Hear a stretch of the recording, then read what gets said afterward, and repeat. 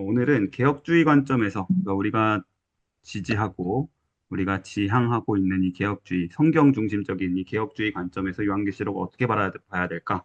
한번 말씀을 나눠보도록 하겠습니다. 차례는 이렇습니다. 왜 계시록이 어려운가?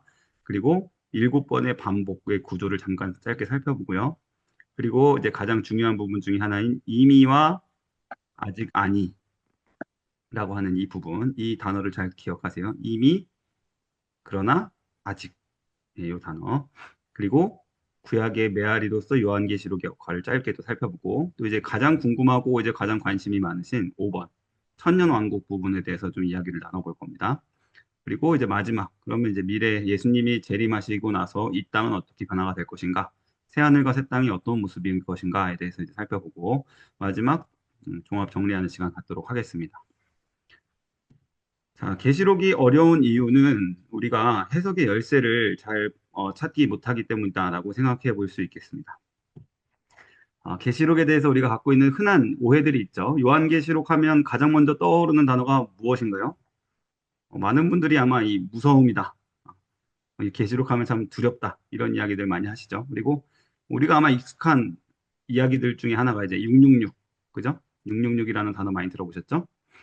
이거는 뭐 일반 문학에서도 이제 많이 등장하고 성경에서도 있는 숫자인데 이것을 이제 뭐 컴퓨터다, 뭐 신용카드다, 아니면 뭐 베리칩이다. 그래서 뭐 몸에 심게 되는 뭐 그런 미래가 올 것이다. 뭐 이런 이야기들이 이제 많이 있죠.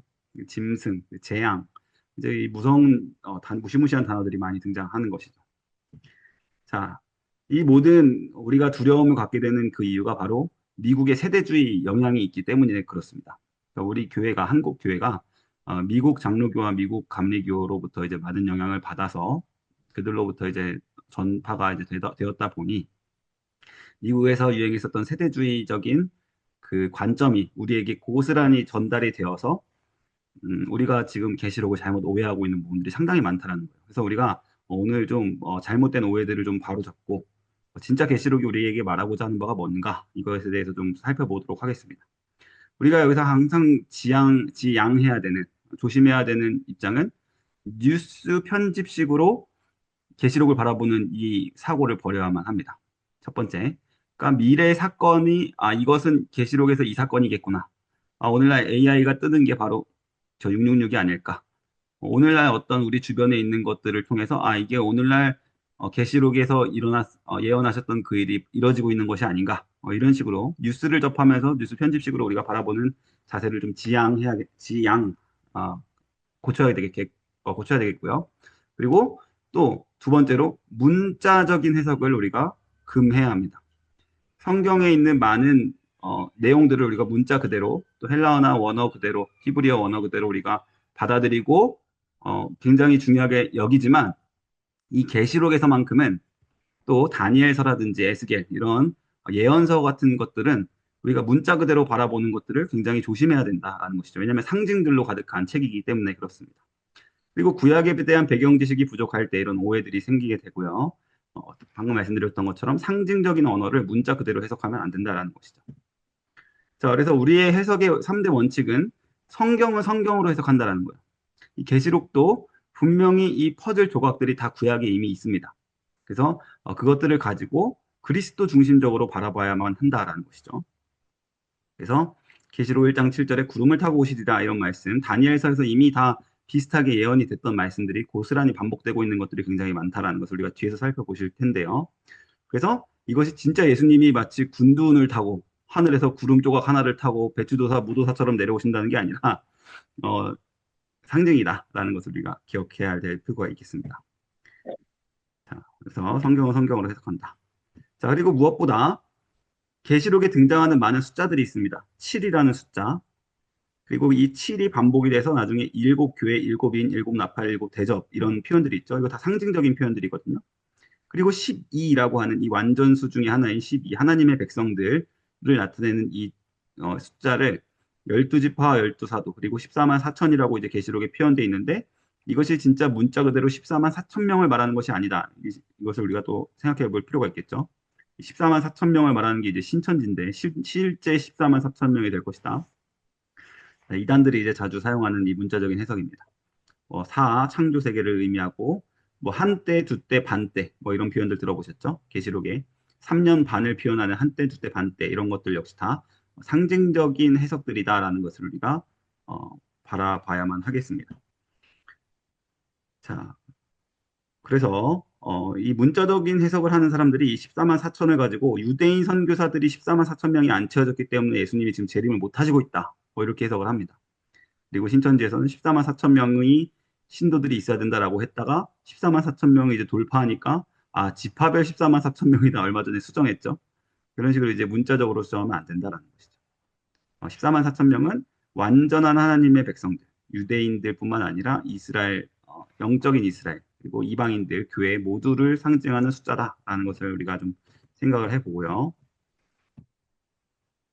자, 장르가 통합적으로 이해돼야 된다는 것을 생각해 볼 필요가 있겠습니다. 계시록이라고 하는 책은 일단 묵시문학이에요. 묵시문학이라는 책은 초월적인 존재가, 그러니까 신이 특정한 사람들에게 어떤 중요한 사건에 대해서 아주 완곡하게 알려준 내용들을 가지고 우리가 묵시문학이라고 합니다. 그래서 교회에 아주 상징적인 이런 문자들을 사용을 하셔서 은유하듯이 비유하듯이 상징으로 우리에게 알려주신 책이다라는 것을 일단 첫 번째로 기억을 해야 되겠고요. 두 번째로 예언의 성격을 가지고 있는 책입니다. 그러나 단순한 미래 예측만 담고 있는 것이 아니라 이 예언을 통해서 교회에게 하고 계신 말씀 2장, 3장에서 굉장히 반복이 되고 있죠. 그러나 회개하고 돌이키는 자들은 구원을 얻으리라. 그래서 그 근본적인 목적은 이 예언들을 통해서 우리가 돌이키고 날마다 회개하고 하나님께 가까이 나아오라라는 것이죠.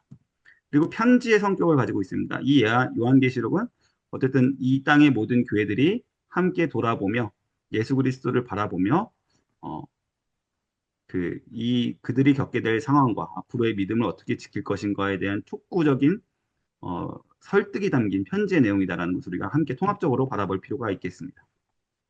자, 우리가 한 가지 먼저 말씀을 드리자면, 이 요한계시록을 해석하는 여러 관점들이 있어요. 네 가지 크게 관점들이 있는데, 우리가 이따 나중에 자세하게 살펴볼 것인데요. 우리가 이 한 가지 경계해야 될 것. 우리가 가장 익숙하고 가장 많이 들어오면서 자랐지만, 가장 경계해야 되는 이 세대주의적인 해석이 있습니다. 세대주의적인 해석이 왜 세대주의적인 해석이라고 하냐면, 어떤 세대를 특정 시간 구분해 놨다라는 거예요.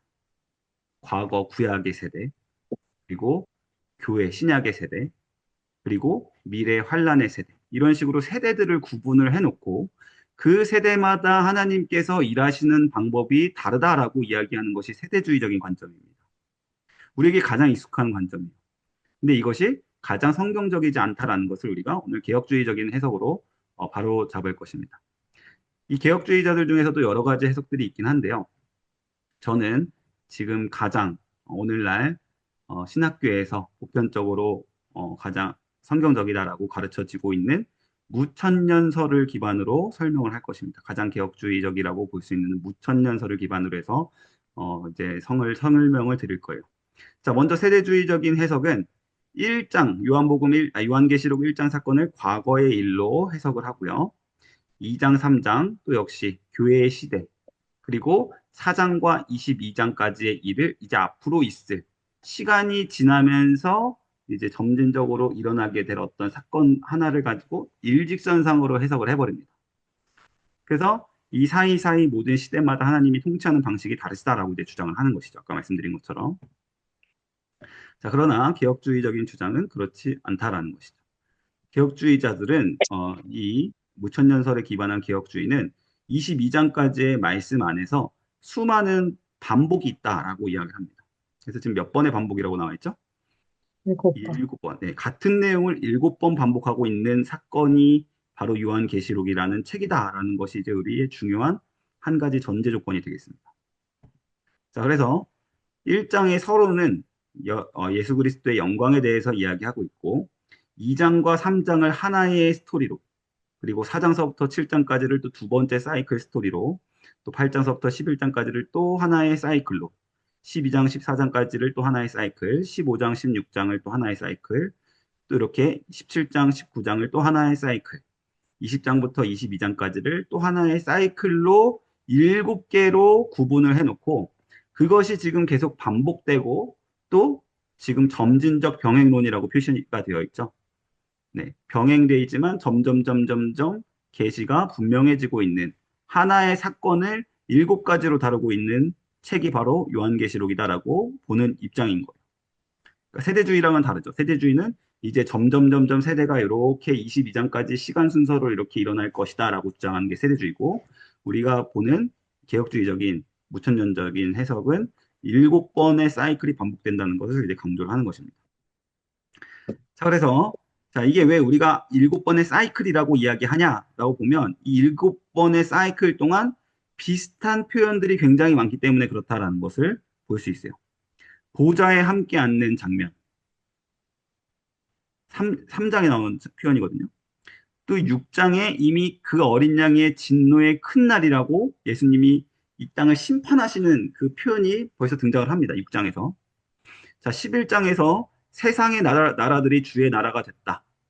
이미 아직 22장까지 가려면 멀었는데 세상 나라가 주의 나라가 됐다라고 선언을 합니다.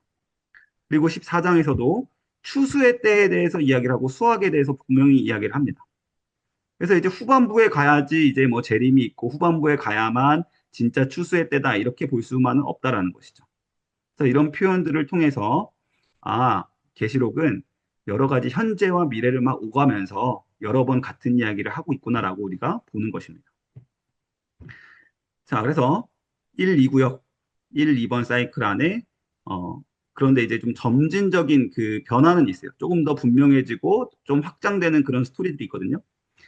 교회가 처음 시작하고 막 로마에서 사람들이 순교당하던 그런 배경을 가지고 있었던 그때 하나님께서는 조금 더 기다리라라고 말씀을 하셨다고 한다면 이제 3, 4 사이클이라고 할 수 있는 이 중반부 쪽에 가서는 사탄이 패배하는 장면이 등장을 합니다. 그리고 5번과 7번 사이클, 이제 또 후반부에 가면 이제는 또 이미 사탄이 아까 패배했다라고 이야기했는데 완전한 멸망하는 단계. 그리고 짐승이 잡히고 최종 멸망하고 새 창조가 완성되는 이러한 계시가 좀 확장되는 이렇게 좀 커지고 스케일이 커지고 우리에게 좀 더 분명하게 보여주는 그런 차이가 있을 뿐이지 동일한 사건을 여러 번 반복하고 있으면은 틀림이 없다라고 보는 것이죠. 자, 그래서 또 다시 7장에서도 성도들이 구원받은 성도들이 흰 옷 입은 큰 무리로 이미 묘사가 됐었고요. 14장에서 어린 양과 함께 선 14만 4천 명 구원받은 성도들을 상징하는 숫자다라고 아까 이야기했죠. 이미 구원받은 사람들에 대해서 묘사가 돼 있고 19장에서도 어린 양의 혼인잔치에 들어가는 구원받은 사람들에 대해서도 묘사가 돼 있고요. 21장 새 예루살렘이 강림해서 구원받은 사람들이 어떻게 모세의 노래를 부르고 있는지 이런 내용들이 이제 이미 기록이 돼 있고요. 악의 세력들이 이제 6장에 등장을 처음 했다가 13장에서도 또 등장을 하고 17장에서 아주 크게 등장을 하고 18장에서 아주 큰 전쟁 가운데 이제 멸망당하는.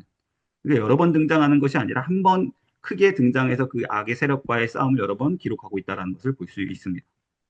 그래서 이렇게 반복하고 병행하는 이야기를 우리에게 이렇게 여러 번, 일곱 번에 걸쳐서 주고 있는 그 유익이 있다라고 우리는 개혁주의자들은 이야기를 합니다. 그것은 뭐냐면 이 모든 이야기를 통해서 점점 더 경각심을 갖고 돌이켜 날마다 회개하라라는 것이.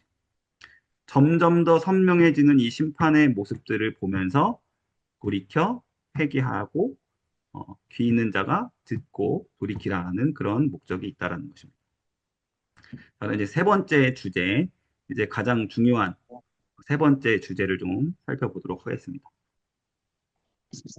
요한계시록에서 많은 분들이 그 천년 왕국에 대해서만 이제 굉장히 강조를 하고 천년 왕국 이제 앞으로 우리가 어떻게 미래가 어떻게 될 것인가에 대해서 이제 주로 포커스가 맞춰지는데 우리는 성경적으로 바라보는 사람들은 아니다. 그것보다 더 중요한 장은 4장 5장이다라고 이야기를 합니다. 4장 5장. 보좌 위의 환상이라고 하는 부분이거든요. 자, 그래서 오스카 쿨만이라고 하는 그 신학자가 그리스도와 시간이라는 책에서 아주 중요한 표현을 우리에게 줬습니다. 그래서 우리 무천년자들이 굉장히 좋아하는 표현인데 아마 들어보신 분들이 있으실 거예요. 이미와 아직 아니, already but not yet 이라고 하는 이 표현 있죠. 예수님이 이 땅에 초림하셨을 때 이미 디데이는 왔다라는 거예요. 둠스데이.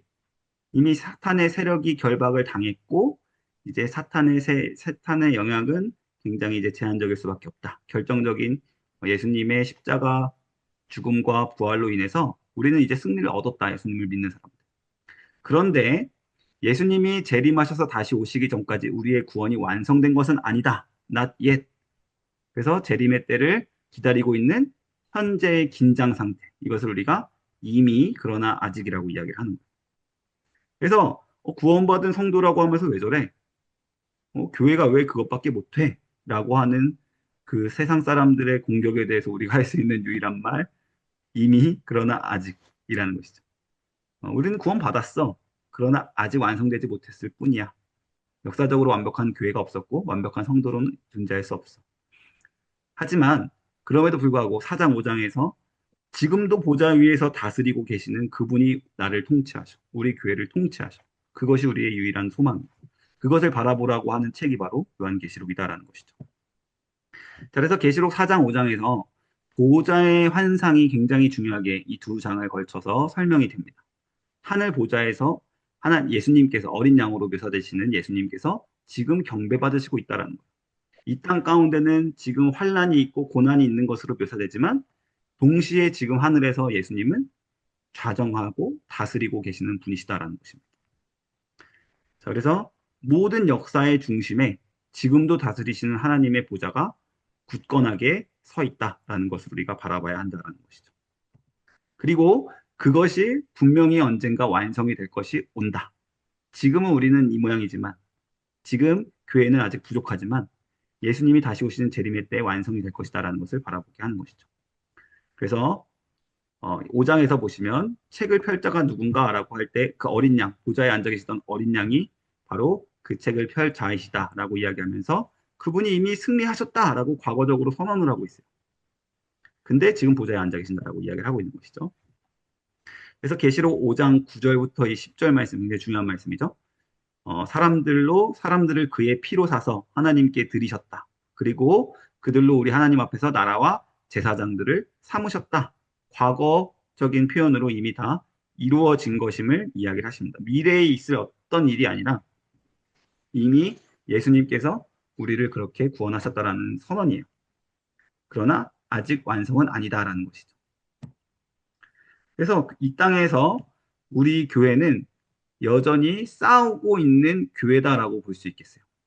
그러니까 2차 대전에서 노르망디 상륙작전 했던 날을 우리가 둠스데이라고 하잖아요. 디데이. 그 노르망디 상륙작전을 성공하고 나서 이제 독일 나치가 완전히 패망하는 길로 들어가거든요. 그러니까 미국이 완전히 이제 승기를 잡은 거예요. 그러니까 예수님이 이 땅에 초림하셨던 그때 이미 사탄은 이미 패배의 길을 걷게 되고 완전히 결박이 된 상태. 그러나 이제 베를린으로 입성해서 완전히 독일을 정복하는 V-Day가 아직 오지 않았을 뿐이지 이미 전쟁의 승패는 이미 결정이 났다라는 것이죠. 그래서 이 땅에서 우리가 살아가고 있는 모습은 전투하는 모습으로 살아가고 있다는 것이죠. 자, 그래서 계시록에서 고난이 나오고 부르짖음이 나오고 여전히 박해가 또 13장에서 나오고 이렇게 하지만 언젠가 완성될 그 날, 아직 오지 않았지만 예수님의 재림의 날에 우리는 반드시 승리할 것이다라는 소망을 주는 게 계시록의 내용입니다. 그래서 동시에 두 현실을 바라봐야 된다는 것이죠. 우리는 이 땅에서 지금 고난받고 싸우고 있고 죄와 피 흘리기까지 싸우고 있고 또 죄 때문에 무너지고 넘어지기도 하지만 동시에 우리는 이미 하나님의 하늘 보좌에 같이 앉아 있는 자들로서 묘사가 되어 있다라는 것이죠. 그래서 완전히 이루어질 그날을 바라보고 땅을 바라볼 것이 아니라 위의 것에 소망을 두고 살아가야 된다라는 것이죠. 자, 그리고 사탄이 결박됐다라고 이야기하는데 이 부분이 이제 가장 논쟁적인 부분입니다. 19장과 20장 이따 후반부에서 좀 다룰 것인데 우리가 이야기할 것은 이제 이것을 다 상징적인 기간이라고 봅니다. 1000년 동안 결박돼 있다라고 하는데 그 1000년이 진짜 문자적인 1000년이라고 우리는 보지 않아요. 그리고 사탄이 결박돼 있다라고 하고 또 이후에 잠깐 풀려나는 때가 있는데 그것을 시간적으로 바라볼 것이 아니라 사탄이 여전히 영향력을 가지고 있긴 하지만 모든 민족들을 예수님이 이 땅에 오시기 전처럼 완벽하게 미혹해서 복음 전파를 방해할 수는 없는 상태. 그것을 우리가 사탄이 지금 결박되어 있는 상태다라고 이야기를 하는 거예요. 예수님이 이 땅에 오셔서 공생애를 시작하셨을 때 이미 그 일이 일어났다라는 것이죠. 자, 그래서 마태복음 12장에 나타나는 하나님, 내가 이미 사탄을 결박하였노라라고 하는 이 표현, 이미 사탄이 결박이 된 상태다라는 것이죠. 그때부터 온 세상의 복음 전파의 길이 열리게 된 것입니다. 왜? 사탄의 힘이 복음 전파를 더 이상 방해할 수 없기 때문에 교회의 권세와 통치가 믿음의 선포가 시작이 되었다라는 것이죠. 뒷부분에 좀 더 자세하게 이야기하도록 하겠습니다. 누가복음 10장에서도 사탄이 하늘로부터 번개같이 떨어지는 것, 이것을 우리가 다 결박의 시점이다라고 보는 것이에요. 그러니까 이 세대주의자들은 뒷부분에 가면 사탄이 진짜 결박당하는 때가 또 따로 있다라고 이제 주장을 하는데, 아까 우리 그 점진적인 병행론 같은 이야기를 점점 더 확장해서 이야기해주는 그 시점에서 봤을 때 이 모든 사탄이 결박되는 때가 따로 있는 것이 아니라 이미 예수님이 공생에 시작하시면서 마태복음과 누가복음에서 말씀하셨던 사탄의 세력이 꺾이는 그때를 이미 결박의 때다라고 우리는 본다라는 것이죠. 그러니까 우리가 지금 살아가고 있는 때가 사탄이 지금 결박해서 아주 조금이나마 미약하지만 영향력을 미치고 있는 그때를 지금 살아가고 있는 거예요. 세상은 지금 너무 악한 것 같고 하지만 그럼에도 불구하고 예수님이 지금도 이 땅을 다스리고 보좌에 앉아 계시고 자정하신다라는 것이죠. 자, 요한복음 12장에서도 나타나시죠. 예수님께서 하신 말씀입니다. 세상의 임금이 쫓겨나고 결박된 때다. 이렇게 말씀을 하신 거예요. 하나님의 나라가 시작이 되었다. 이런 말씀들. 자, 그래서 지금 사탄의 상태가 뭐냐? 완전히 무력화되지는 않아 있는 상태입니다. 그래서 베드로전서 5장 8절에서 우는 사자와 같이 지금 그 힘이 제한이 있고 어, 결박되어 있는 상태로, 그럼에도 불구하고 어떻게든 한 영혼이라도 더 미혹하고 우는 사자와 같이 삼킬 자를 찾고 있는 상태인 것입니다. 그러나 예수님이 이 땅에 오셨을 때로부터 사탄은 결박되어 있는 상태이기 때문에 복음 전파를 막아 오지는 못하고 있다라는 것이죠. 이게 우리가 열심히 세계 선교에 힘써야 하는 이유인 거예요. 사탄이 지금 결박되어 있기 때문에. 그래서 모든 민족들에게 지금 복음이 전파되고 있다라고 우리는 믿는 것입니다. 이것이 바로 사탄이 결박되어 있다라는 말씀의 증거가 되는 것이죠. 자, 그래서 다시 한번 말씀드리지만 이미와 아직 아니 사이의 긴장 상태에 있는 우리 한 사람 한 사람과 교회입니다. 이미 승리를 얻었습니다. 그리고 그 승리는 완성이 될 거예요. 그러나 지금 우리는 여전히 이 땅에 발붙이고 살아가고 있는 상황 가운데 전투하고 있는 사탄의 그 영향력 안에서 싸워나가고 있는, 그러나 승리가 보장되어 있는 2차 대전의 연합군과 같은 그런 상황 가운데 우리가 있다는 것을 생각을 해주셔야만 하겠습니다. 그래서 우리가 두려워할 필요가 없다는 것이에요. 요한계시록의 무시무시한 표현들 때문에 우리가 두려워할 필요가 없다는 것이죠. 왜냐하면 결과는 정해졌기 때문에. 두 번째, 절망할 필요가 없다는 것이죠. 우리는 너무나 우리 자신을 바라보면서 너무나 자주 절망하잖아요. 아, 왜 난 이거밖에 안 될까? 난 목사인데 왜 이렇게 믿음이 없을까? 뭐 이런 생각들. 하지만 그리스도께서 지금 4장과 5장에서 나타나셨던 보좌의 통치와 같이 지금 이 순간도 나를 좌정하고 다스리시기 때문에 우리는 다시 일어날 수 있는 희망이 있다라는 것이에요. 그리고 또 한편으로는 낙관에 빠질 것이 아니라 방심하지 말고 그래도 끝까지 싸워야 된다. 왜냐하면 여전히 우리는 긴장 상태이기 때문에. 아직 나의 구원은 완성되지 않았기 때문에. 이미 구원받았지만 구원이 완성되진 않았기 때문에 유혹이 있고 미혹이 있기 때문에 우리는 방심하지 말고 싸워야 된다는 것이죠. 그러나 반드시 완성이 될 것이기 때문에 소망을 가져야 된다는 것입니다. 자, 이미 승리했습니다. 아직 전투 중이라는 이 개념이 우리의 신앙생활에 그래서 유익을 줄 수 있어야만 합니다. 자, 이 말씀을 다시 한번 기억해 주시길 바래요. 이미, 그러나 아직. already, but not yet. 이 말씀이 세상 사람들에게 우리 성도와 교회를 설명할 수 있는 굉장히 강한 무기가 됩니다. 사탄이 결박되었다라는 것을 우리 시대에 어떻게 경험할 수 있을까요? 지금도 저 복음의 불모지인 터키 같은 지역에서 선교사님들 전도하는데 그렇게 영혼들이 그렇게 이슬람이 강하고 막 서로 기독교를 믿는다는 이유로 불태워 죽이는 그런 나라 가운데서도 복음이 전파가 되고 믿는 자들이 돌아오고 있다라는 사실이 이미 사탄이 결박되었다라는 아주 강한 증거가 되는 것입니다. 그러니까 우리가 다시 소망을 가질 수 있는 것이죠. 자, 그래서 요한계시록은 소망의 책이다라는 것을 우리가 3번에서 살펴보았고요. 이제 4번. 요한계시록을 우리가 이해하는 데 있어서 구약을 잘 알아둘 필요가 있다라는 것이죠. 자, 구약이 중요한 이유는 요한계시록이 22장까지 있죠. 근데 이 절수는 404절입니다. 404절의 말씀들 가운데 구약이 인용된 표현들이 300개가 넘는다라고 이렇게 통계가 나와 있어요. 그러니까 굉장히 많은 부분들이 구약과 이제 같이 쓰고 있다라는 것이죠. 그러려면 구약의 묵시록에 해당하는 다니엘서, 에스겔서, 이사야서의 표현들을 우리가 알 필요가 있어요. 그래서 그것들이 결국 나타나는 게 누구냐? 이것들을 이제 다 보실 수는 없겠지만 시간상 출애굽의 재앙이 계시록의 재앙에서 반복이 되고 있고요. 자, 근데 결국 출애굽의 재앙의 그 목적이 무엇인가요? 백성들의 구원을 향하고 있다는 것이죠. 누구에 의해서요? 하나님에 의해서. 구원자에 의해서 백성들이 구원받을 것이다. 라는 것이 출애굽 재앙의 근본적인 목적이죠. 계시록의 재앙들도 마찬가지입니다. 하나님의 백성들의 구원. 그러나 그것을 위해서 어린 양이 피 흘리는 사건이 반드시 있어야 된다는 것을 바라보게 하는 것이죠. 똑같은 목적을 가지고 있다는 것입니다. 에스겔에서 내 생물, 바퀴들, 그리고 하늘 위에 보좌 나타나는데 계시록에서도 동일하게 나타납니다. 내 생물이 나타나고 바퀴들이라는 표현은 없지만 보좌가 똑같이 나타납니다.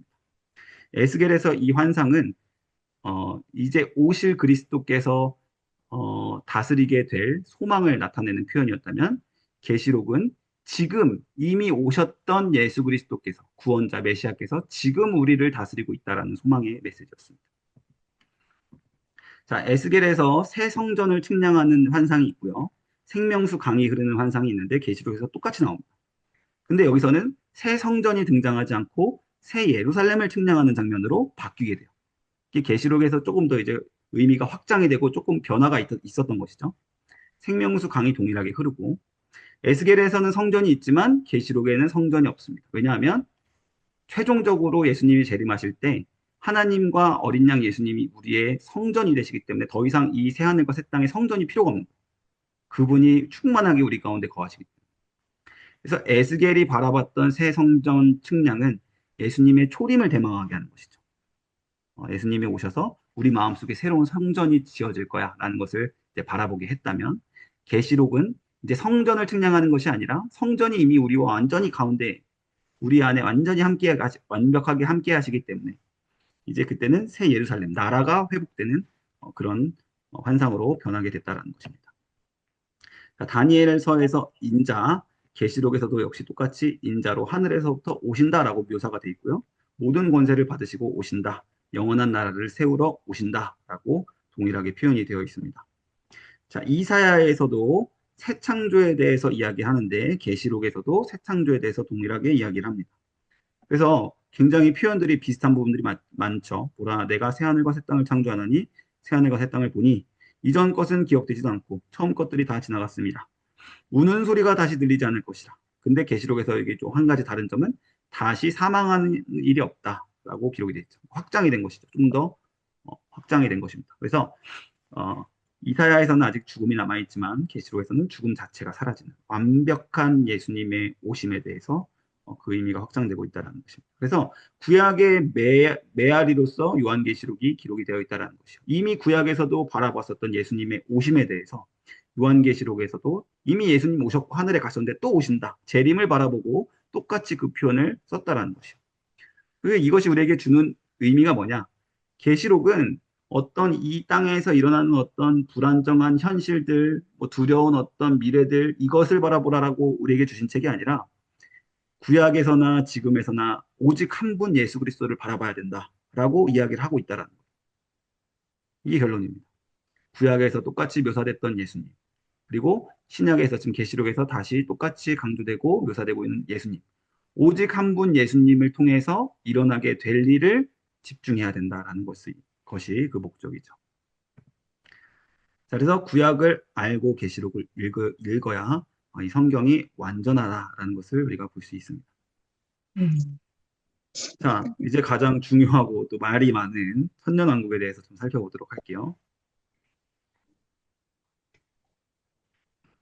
사실 가장 중요한 부분은 아까 말씀드렸었던 이미와 아직 아니 보좌 위의 환상 4장 5장이 가장 중요하고요. 이것은 사실 그렇게 크게 중요한 것은 아니고 해석이 지금 여전히 분분한 부분이긴 한데 원체 사람들의 관심이 이제 여기에 다 꽂혀 있기 때문에 이것들을 좀 설명하도록 하겠습니다. 천년 왕국에 대해서 이제 해석하는 네 가지 입장이 있어요. 우리가 이제 여기서부터 좀 잘 보셔야 될 거예요. 첫 번째는 이제 후천년설입니다. 후천년설. 후천년설이라는 말이 뭐냐면 천년 왕국이 있은 후에 예수 그리스도께서 재림하실 것이다라고 보는 입장이기 때문에 우리가 후천년설이다라고 이야기를 해요. 그러니까 천년 왕국 후의 재림 이 말을 줄여서 후천년이라고 하는 거예요. 자, 이 사람들은 굉장히 이상주의적인 사람들입니다. 그러니까 뭐냐면 예수님이 초림하셨고 재림하시기 전에 어떤 기간, 천년이라고 하는 어떤 기간이 있을 것인데 이것이 이제 문자적인 천년은 아니지만 이 세상이 예수님께서 다스리심을 통해서 점점 좋아지고 아름다워질 것이다 라고 보는 입장이에요. 낙관론이죠. 낙관적인 입장이죠. 세상이 점점 더 좋아질 거야. 그래서 한동안 굉장히 많은 이들에게 소망을 주었었던 그런 입장이기도 합니다. 이건 틀린 입장은 아니에요. 그러니까 틀렸다고 말하기에는 이 사람들의 이제 나름 성경적인 근거들이 있어요. 그런데 이제 쏙 들어갔어요. 언제 쏙 들어갔냐면 1차 대전과 2차 대전이 있고 나서 사람들이 왜 이렇게 세상이 점점 악이 더 관영하는 것 같지? 분명히 결박됐다 했는데 왜 세상이 점점 더 아름다워지지 않고 왜 이렇게 점점 사람들은 각박해지고 천년왕국이 아직 아닌가 보다. 그래서 많이 시들었어요. 근데 여전히 후천년설을 지지하는 사람들은 물론 그런 일도 있지만 그러나 길게 보면 결과적으로는 이 세상은 아름다워질 거야. 왜? 예수님이 지금 다스리고 계시니까. 이렇게 주장하는 사람들이 후천년주의자들.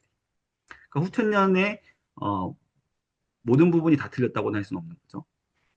뭐 진짜로 좋아질 수도 있는 것이고요.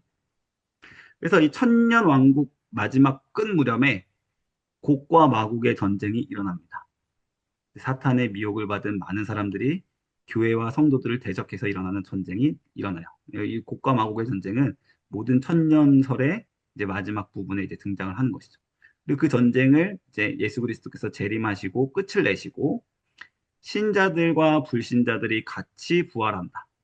그래서 같이 심판을 받고 이제 신자들은 영원한 새하늘과 새 땅으로, 불신자들은 영원한 지옥으로 떨어지는 상태.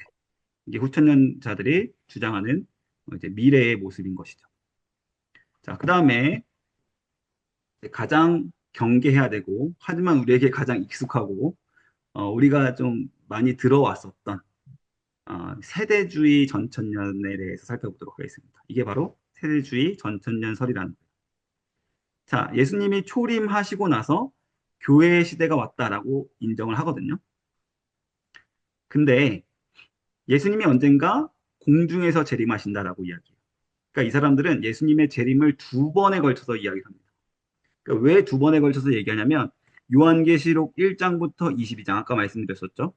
문자 그대로 해석하기 때문에 이게 사이클의 반복이라는 것을 인정하지 않고 성경을 상징적인 그 표현들조차도 다 문자 그대로 정확하게 일어날 것이다라고 보는 사람들이. 그래서 우리가 경계해야 되는 것이죠. 실제로 그렇지가 않다라는 것이기 때문에. 자, 그래서 이 사람들은 이 책의 순서에 기록된 것들을 통해서 재림이 두 번 있다라고 이야기하는 거예요. 그래서 보시면 예수님이 공중에서 한 번 재림하는 사건이 일어납니다. 그래서 우리가 공중재림이라고 이야기해요. 그리고 그 공중재림 때 우리가 그 유명한 단어 휴거라는 일이 일어납니다. 휴거. 그래서 신실했던 성도들과 교회는 휴거를 당해요. 하지만 신실하지 않았던 성도들, 신실한 믿음을 갖고 있지 않았던 사람들, 그리고 불신자들은 휴거당하지 못해서 이 땅에 레프트오버, 그 미국 드라마, 영화 이런 것들이 이제 굉장히 이제 유명했었던 것들이 많죠. 갑자기 어느 날 우리 와이프가 사라졌어요. 갑자기 막 온 세상에서 막 교통사고가 막 일어나요. 운전하던 사람들이 갑자기 하늘로 올라가 버렸기 때문에 그 남은 자들이 이제 막 치열하게 막 치고받고 싸우고 이런 뭐 비디오 내용들이 있었던 게 이제 기억이 나는데 그 사람들이 이제 문자적으로 7년 동안 아주 끔찍한 대환란 기간을 겪게 된다라고 이야기하는 거예요. 이게 다 성경을 문자 그대로 해석한 해석이거든요. 그리고 이 7년 동안 가운데 죽지 않은 사람들, 믿음을 지켜낸 어떻게든 회심하고 돌아온 사람들, 그 사람들을 위해서 예수님께서 이제 지상 재림, 2차 재림을 하신다라고 이야기하는 거예요. 2차 재림. 자, 그러면 자, 이때 7년 대환란 기간 동안 1차로 부활했었던 신실한 성도들, 그리고 이미 이전에 죽었었던 예수님을 믿었던 사람들은 어린 양의 혼인잔치에 들어가서 하늘에서 행복하게 있다가 예수님이 재림하시는, 지상 재림하시는 이때 같이 천군 천사와 같은 모습으로 부활의 몸을 입고 이 땅에 내려온다라고 이야기를 하고 있어요. 그래서 이제 무슨 일이 일어나냐? 그때부터 천년 왕국이 펼쳐진다라고 주장하는 거예요. 이게 그래서 전천년입니다. 천년 왕국 전에 예수님의 재림이 있다라고 이야기하기 때문에 전천년이 되는 거예요. 근데 이게 왜 세대주의 전천년이다라고 우리가 이제 부르냐면 이 천년 왕국 시대에서부터 이스라엘을 위한 새로운 구원 역사가 펼쳐진다. 이때는 하나님이 선택했었던 백성들, 이스라엘 백성들을 위한 세대다라고 규정을 해버리기 때문에. 그러니까 아까 세대주의의 흐름이 아까 어떻다 그랬죠? 구약의 예수님의 은혜의 때, 신약의 예수님의 은혜의 때, 오늘날의 은혜의 때, 재림 후 천년의 구약 백성들, 이스라엘, 지금 육지적인 이스라엘 백성들을 위한 그 세대가 따로 있다. 세대들을 구별했기 때문에 우리가 세대주의라고 불렀습니다. 그래서 이것을 다 문자적으로 해석한 것이죠. 그래서 예수님이 재림하실 때 대환란에서 죽었던 사람들 다 부활합니다. 그리고 이제 천국에서 어린 양의 혼인잔치를 치르고 있었던 성도들도 부활의 몸을 입고 이 땅에 와요. 자, 그러면 이제 문제가 생기죠. 이때는 이스라엘 백성들이 구원받는 때라고 했는데, 그러면 이 천년 왕국 시대에 무슨 일이 일어나냐면, 인류가 두 개의 인류로 구분이 되는 거예요. 인류가 두 개의 인류로요. 자, 천국에 올라갔다가 부활의 몸을 입고 온 사람들, 그리고 여전히 이 땅에서 살아가고 있었던 이 7년 대환란 때의 믿음을 가져서 육신을 입고 살아가는 사람들. 그리고 아직 믿지 않고 있는 이스라엘이라고 하는 나라의 육신의 옷을 입고 있는 사람들. 인류가 이 두 가지 인류가 공존하는 아주 이상한 이 시기가 되어 버려요. 그래서 이때 구원받은 그러니까 어린 양의 혼인잔치에 들어갔었던 그러나 부활의 몸을 입고 이 땅에 예수님과 같이 내려온 사람들이 한 고을, 두 고을, 다섯 고을을 다스리는 그런 왕적인 통치를 이루는 그때가 온다라고 모든 것을 다 문자적으로 끼워 맞춥니다. 그래서 예수님께서 다스리시는 이 천년 왕국 동안 많은 사람들이 저 부활의 몸을 입은 사람들을 부러워하면서 나도 그러면 이제 나도 이스라엘 백성이고 나도 예수님을 믿어야겠다라고 해서 수많은 이스라엘 백성들이 돌아온다라고 보는 때예요. 그리고 마지막에 잠깐 사탄의 결박이 풀리는 때가 등장을 하는데 그때에 대적하는 자들이 갑자기 또 일어나서 이때 순종하고 믿는 것처럼 굴었었던 사람들이 이때 사탄의 미혹을 강하게 받아서 믿는 자들과 영적인 전쟁을 아주 크게 한다. 국가 마곡의 전쟁이 펼쳐진다라고 이야기를 하는 것이죠. 그리고 이때 이 모든 전쟁이 하나님의 이제 또 개입으로 완전히 끝이 나고 우리가 이야기하는 크고 흰 보좌, 백보좌 심판이 일어나서 이제 영원히 천국으로 들어가고 영원히 지옥으로 들어간다. 이제 이렇게 주장하는 것이 세대주의 전천년입니다. 좀 많이 헷갈리시죠? 어렵죠? 세대주의 전천년은 어쨌든 휴거를 굉장히 강하게 강조해요. 왜냐하면 휴거, 이 휴거 우리 꼭 들어가야 돼. 휴거 못하면 큰일 나. 7년 대환란이 있다고 했거든. 그래서 우리 신실하게 믿어야 돼. 우리 같이 휴거 당해야지. 그렇게 안일하게 언제까지 있을 거야? 라고 하는 굉장한 큰 경각심을 주기 때문에 이단들이 굉장히 좋아했어요. 이 세대주의 전천년 주장을. 자, 근데 이제 이 휴거라는 단어를 그래서 성경에는 없거든요. 휴거라는 단어가 없습니다. 근데 이 단어를 굉장히 강조하면서 우리가 이 숫자에 들어가야 된다. 구원받은 성도들의 숫자에 우리가 들어가야 된다는 것을 이제 굉장히 강조를 하는 그런 역할을 하는 것이 이제 세대주의 전천년이 되는 것이죠. 우리가 이제 미국에서 영향을 많이 받았다 보니까 이런 해석이 이제 가장 익숙한 거죠. 그래서 뭐 베리칩이 이제 좀 있으면 올 것이고 또 많은 666의 표를 뭐 신용카드를 안 들고 다니는 사람들은 거래도 할 수 없는 그때가 오고 몸에 어떤 칩을 뭐 스마트 아이디, 뭐 파지티브 아이디 이런 것들이 이제 계속 들어올 건데 그때 우리는 어떻게든 숲으로 산으로 도망가서 경작하면서 살아야 되고 뭐 이렇게 이야기하는 다 이 완전한 문자적인 해석 때문에 그렇습니다.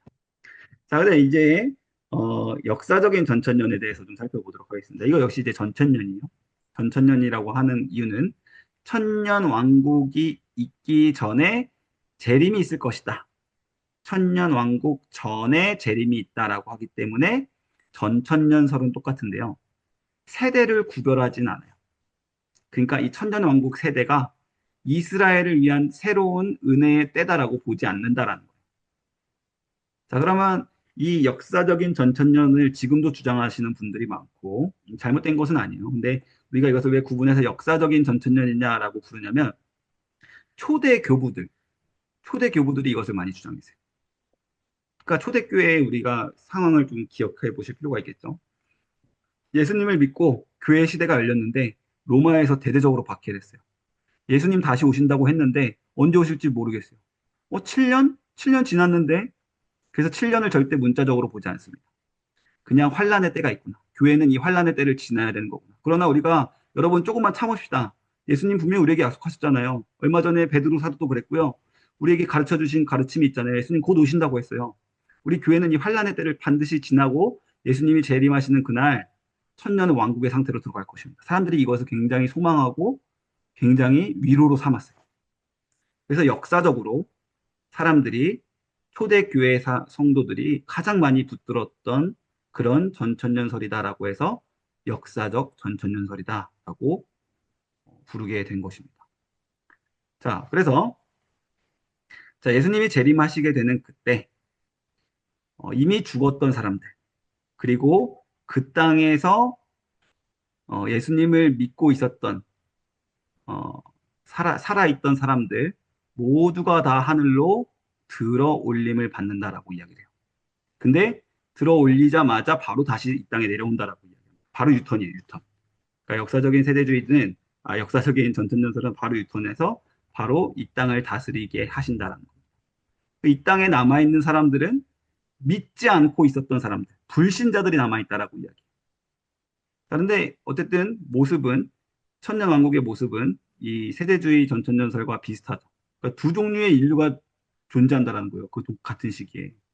부활의 몸을 입은 구원받은 사람들. 좀 뭔가 다른. 예수님이 제자들하고 40일 지내셨듯이 우리랑 같은 사람의 모습이긴 모습인데 뭔가는 다르고 정말 능력이 비범한 그런 신인류가 있다.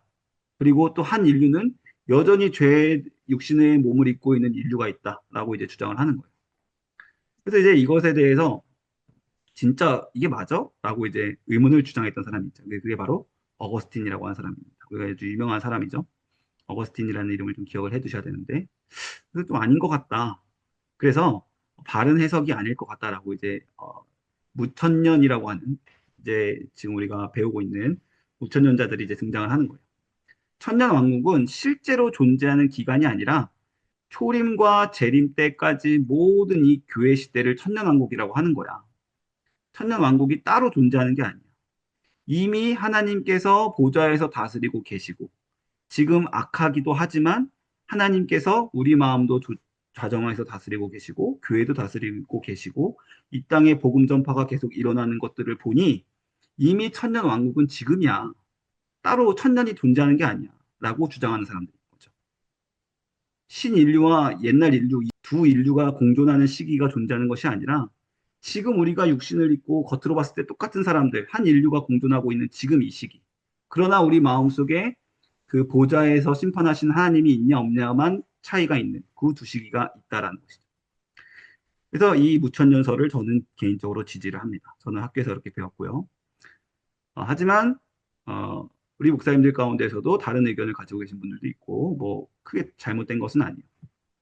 그러나 우리가 중요한 건 이것만큼은 우리가 경계해야 된다는 것이죠. 휴거를 강조하면서 예수님의 재림이 두 번에 걸쳐서 일어나고 신인류와 옛날 인류가 공존하는 천년 시대를 주장하는 요 세대주의, 이스라엘의 회복을 위한 때가 따로 있을 것이다라고 이야기하는 그 세대주의는 우리가 경각심을 가져야 된다는 것이죠. 그래서 우리가 아까 앞에서부터 잘 설명을 들으신 분들은 이 무천년설이 좀 이해가 되실 거예요. 천년왕국이 따로 있는 것이 아니라 초림과 재림 사이의 모든 기간을 말한다. 천년왕국은 바로 우리가 살아가고 있는 지금 이때다. 지금 아무리 세상이 악해도 교회를 통해서 하나님이 다스리고 계시지 않냐. 지금이 바로 하나님의 통치가 임한 때다라고 보는 것이죠. 재림은 한 번만 일어난다. 재림은 이거 이 시간 순으로 이 문자적으로 두 번, 뭐 세 번 이렇게 일어나는 것이 아니라 한 번만 일어나는 것이 아니다라는 것이죠. 그럼 이 무천년설은 완벽하냐? 그렇진 않아요.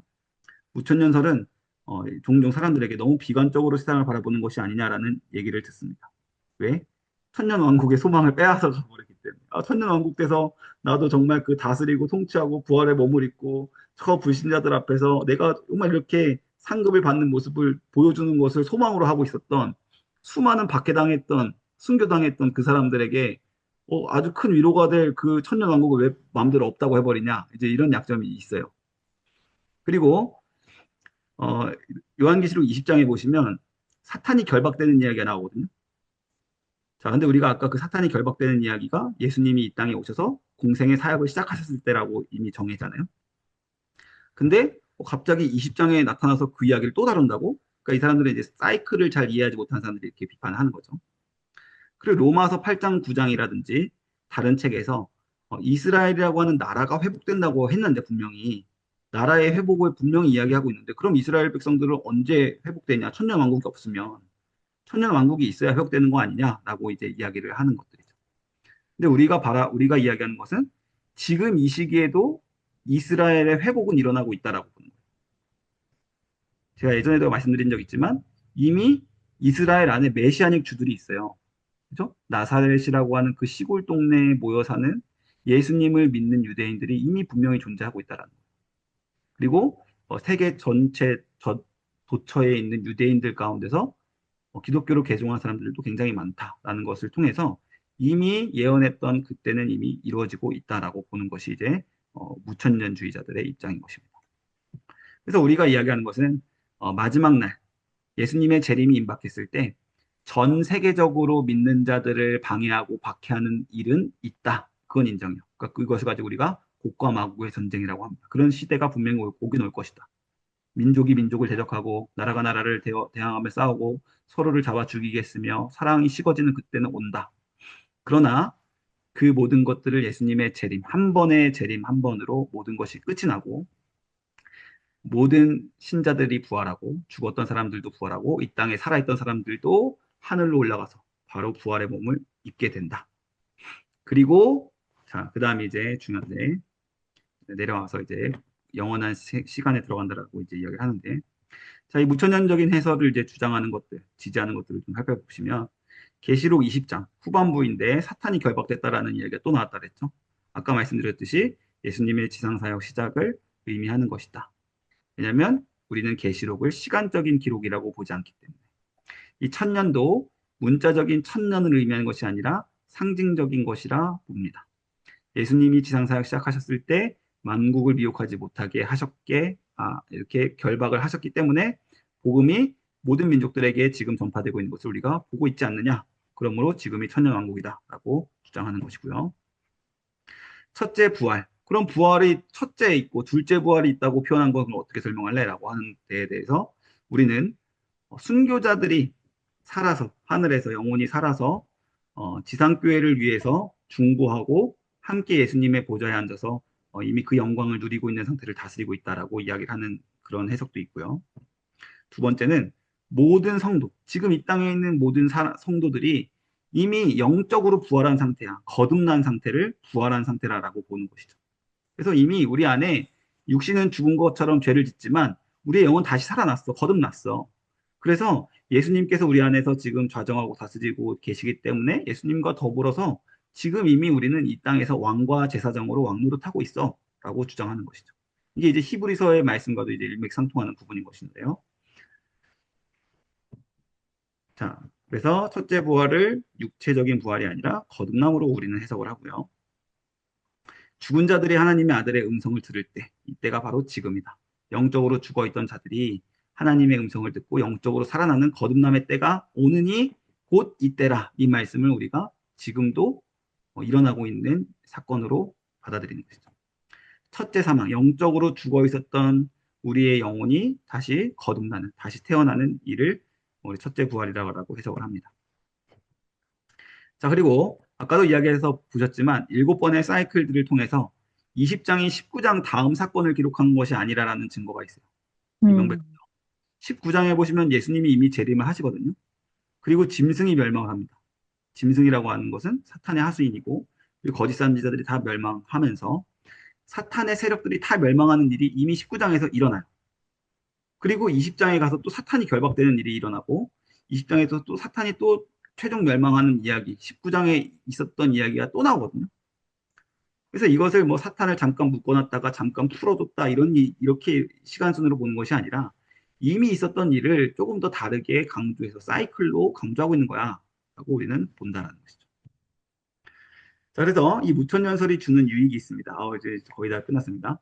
천년왕국은 먼 미래가 아니라 지금 우리가 살아가고 있는 시대다. 우리가 지금 이미 이 왕국의 때를 살아가고 있다라는 현재적인 긴장감을 주는 것이죠. 우리가 지금 긴장 상태에 있다 그랬죠. 이미와 아직 아니 사이에 긴장 상태에 있는데 이 왕국의 은혜를 우리가 누리면서 정말 왕과 제사장처럼 살아가야 된다. 언젠가 우리가 그렇게 살 것이 아니라 지금 그렇게 살아야 된다라는 긴장감을 준다는 것입니다. 그리고 선교적인 확신을 준다. 아까 이야기했죠? 사탄이 결박돼 있으니까 지금 그 불모지 같은 곳에 복음 전파가 되고 있는 거야. 그러니까 우리가 복음 전파에 힘써야 돼. 라고 선교적인 확신을 주는 것이죠. 복음은 모든 민족에게 반드시 전파될 거야. 사탄이 지금 결박돼 있고 하나님의 왕국이 우리를 다스리고 있기 때문에. 그리고 순교적인 용기도 줍니다. 나는 이미 죽어도 첫째 부활을 이미 경험했고 거듭난 사람이기 때문에 둘째 사망이 무서울 것이 없어. 난 죽어도 천국에 갈 거야 라는 확신을 주는 것이죠. 자, 그 다음에 이 무천년설이 주는 유익 중에 하나는 현실적인 역사 안목을 갖게 합니다. 세상이 무조건 점점 더 좋아질 것이라는 이 낙관, 아까 말씀드렸었던 수천년적인 이런 설보다는 또 세상이 점점 나빠질 것이야 라고만 이야기하는 세대주의자들의 이런 관점도 버리고 우리가 살아가는 이 시대는 선과 악이 공존하는 시대. 그래서 밀과 가라지가 함께 자라가는 시기다라는 것을 인식하게 한다는 거예요. 그래서 악은 악대로 자라가지만 선도 선대로 자라갑니다. 교회는 교회대로 계속해서 하나님의 선한 영향력을 우리가 미칠 수 있다라고 이야기하는 게 이제 무천년자들의 주장인 것입니다. 그래서 전반적으로 성경적이고 균형적이라고 보는 관점인 것이죠. 자, 그래서 이제 모든 그 재림이 지나고 나서 영원의 상태에 이르렀을 때 어떻게 될 것이냐. 21장과 22장을 다루는 부분으로 이제 마치도록 하겠습니다. 자, 종말의 목적. 이 세상의 정말 끝이 종말이 온다라고 이야기하는데 그 목적이 과연 모든 것을 파괴하는 것이냐 아니면 회복하는 것이냐 이것을 좀 마지막으로 볼 필요가 있겠어요. 많은 사람들이 오해하시기를 그럼 이 세상은 우리가 아는 세상은 다 세상 불타서 없어지는 거 아닌가? 운석이 충돌하거나 아니면 뭐 지구가 갑자기 뜨거운 뭐 태양이 가까이 와가지고 뭐 어떻게 될지 모르죠. 자, 우리는 그냥 영원히 하늘에서 사는 것이 아니냐. 이 땅은 우리가 알던 땅은 없어지는 것 아니냐. 우리가 어딘가로 사라져 없어지는 것이 아니냐. 이제 이런 이제 주장들이 있는데 이제 오해다라는 것이죠. 무천년주의자들의 주장은 이렇습니다. 분명한 회복을 이야기한다는 거예요. 이 땅이 회복되는 때가 있다라고 합니다. 그래서 로마서 8장에서 보시면 피조물이 해방되는 때가 온다라고 이제 미래를 보거든요. 피조물들을 다 파괴하시는 때가 아니라 회복되는 때가 만물이 회복되고 해방되고 갱신되는 때에 대해서 성경은 이야기를 한다는 것이죠. 그래서 21장과 22장에 보시면 새하늘과 새 땅에 대해서 이야기하는데 자, 여기서 중요한 표현이 이제 없어졌다라는 표현이 없어졌다. 자, 이것을 우리가 헬라어로 살펴보면 지나가고 변화됐다라는 의미로서 사용이 됐습니다. 똑같이 마태복음 24장에서 천지는 없어지겠으나라고 했을 때 역시 지나가다, 변화하다라는 의미의 파레르코마이라는 단어가 쓰였어요. 그러니까 파괴되고 완전히 소멸되는 게 아니라 달라진다라는 거예요. 음, 그러니까 이 성경이 틀린 게 아니라 우리가 알던 천지는 없어질 것이 맞아요. 그러나 그것이 완전히 소멸되고 파괴되는 없어짐이 아니라 완전히 변화되고 갱신된다. 그래서 우리가 이것을 갱신론이라고 부릅니다. 갱신. 완전히 새로운 땅이 된다라는 것이죠. 그래서 바다가 없다. 이때 그럼 우리가 알고 있는 땅은 지금 5대양 6대주로서 5대양인데 그 5대양들 다 없어진다는 것인가요? 자, 이때 이것도 상징적인 표현으로 우리는 봅니다. 바다가 없다라는 것은 구약에서 바다는 죽음과 혼돈과 악과 분리되는 것들을 상징하는 거였거든요. 이것들이 없어진다. 그러니까 더 이상 혼돈과 악이 없는 완전히 선하게 갱신된 에덴 동산의 그 낙원과도 같은 그 모습이 다시 회복이 된다라고 우리는 이야기를 합니다. 그래서 계시록 4장 6절 보면 수정 같은 바다라고 이야기를 합니다. 그러니까 바다가 없어지는 게 아니다라는 것이. 수정 같은 바다가 있다고 분명히 4장에서 얘기했는데 21장에는 바다가 있지 않더라라고 이야기하고 있으니 좀 요한이 약간 좀 정신적으로 문제가 있나? 뭐 이렇게 이런 것이 아니라 상징적인 표현이다라는 것이죠. 그래서 수정 같은 바다, 온전히 정화된 그 땅이 갱신되는 땅이 온다라는 것입니다.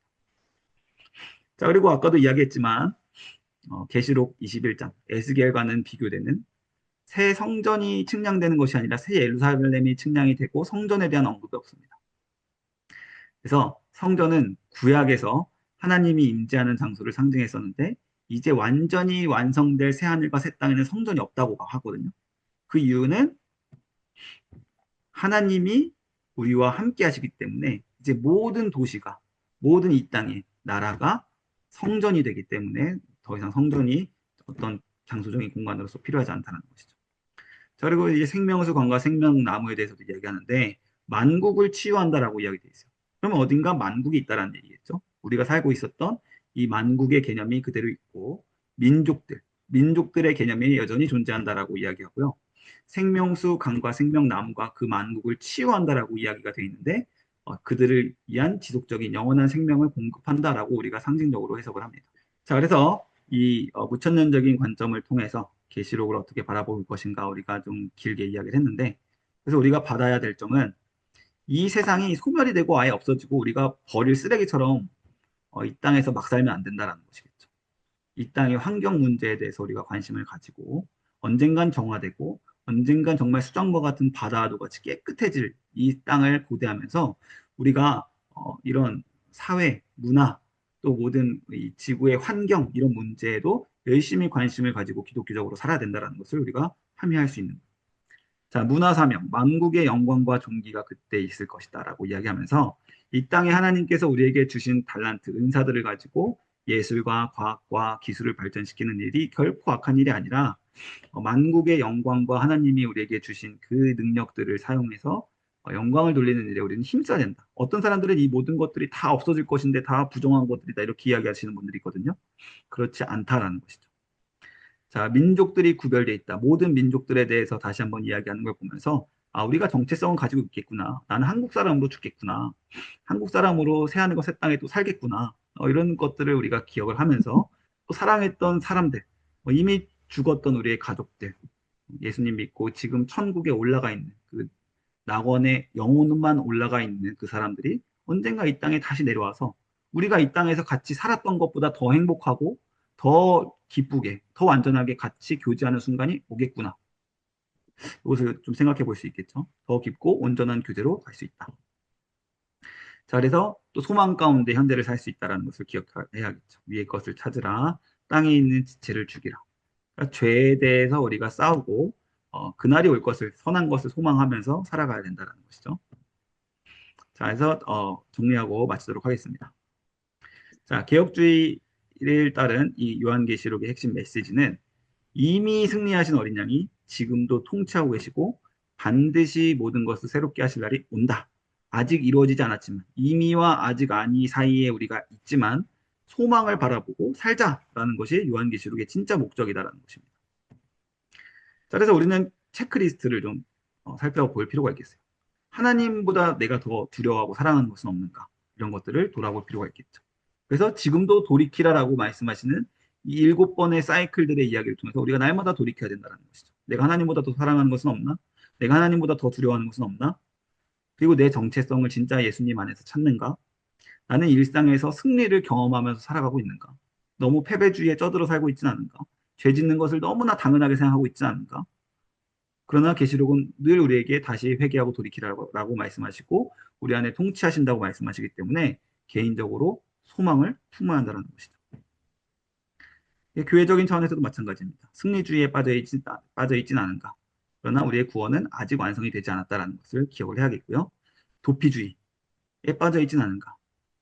난 다 틀렸어. 아니, 이미 됐어. 그러니까 계속해서 싸워. 이 메시지를 분명하게 우리에게 전해주고 있는 것이죠. 네. 그리고 사회적인 차원에서 창조 세계를 돌아볼 필요도 있겠고요. 문화 사명에도 열심히 우리가 참여해야겠고요. 그러니까 우리 각자가 맡은 우리에게 주신 사명들, 직장들, 또 우리에게 뭐 주신 재능들을 가지고 이 땅에서 성도로서 살기 위해서 열심과 노력을 다해야 된다는 것이죠. 정의와 공의를 추구하는가, 하나님 나라의 가치를 구하는가. 계시록을 굳이 읽을 필요가 있을까요? 있다라는 것이죠.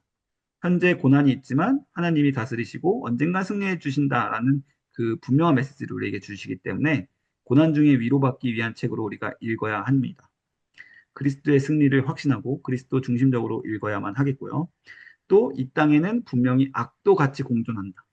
밀과 보리가 자라듯이 또 알곡과 가라지가 자라듯이 교회가 자라나는 것만큼 세상에 악도 공존하고 있다는 것을 우리가 보면서 분별력을 가지기 위해서 계시록을 봐야 됩니다.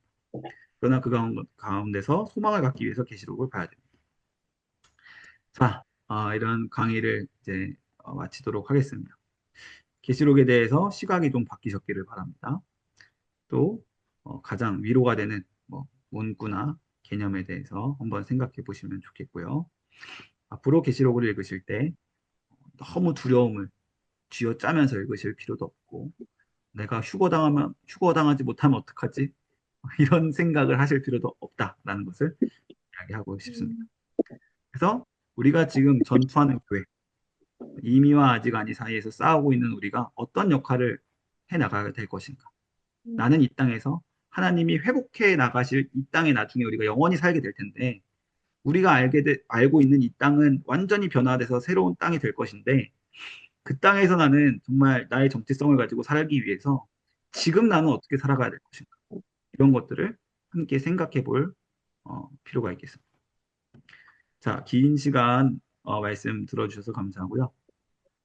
나머지 부분들은 참고한 제가 1년 동안 이제 공부를 했어요. 요한계시록을. 제가 THM 신약학을 제가 원래 THM 2년 과정을 졸업을 해야지 이제 마치는데 1년 동안 요한계시록만 공부를 했습니다. 그래서 요한계시록 1년만 마치고 1년 나머지 공부를 못 해가지고 제가 하기를 못하고 이제 영국에 바로 급하게 넘어오게 됐는데 이제 그때 봤던 책들 공부했던 중요한 부분들 이제 이렇게 추천 도서로 보실 수 있겠고요. 여기 리처드 보컴이라고 하는 이 세계적으로 유명한 요한계시록 학자는 우리 담임 목사님의 지도 교수님이셨던 분입니다. 네. 이것으로 모든 내용을 마치도록 하겠습니다.